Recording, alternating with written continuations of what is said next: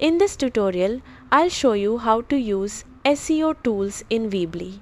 Let's get started. Sign into your Weebly account and open the website you want to optimize.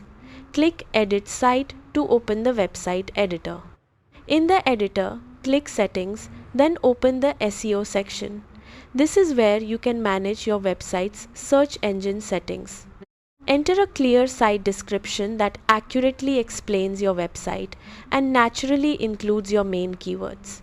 You can also add any other available SEO information depending on your website's needs.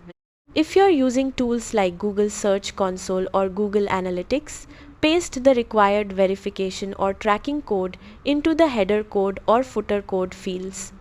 If you've changed any page URLs, use the 301 redirect section to redirect old links to their new destinations. This helps preserve your search rankings and prevents broken links. Save your changes, then publish your website to apply the updated SEO settings. Keep in mind that it may take some time for search engines to recognize your updates. That's how to use SEO tools in Weebly. Thanks for watching.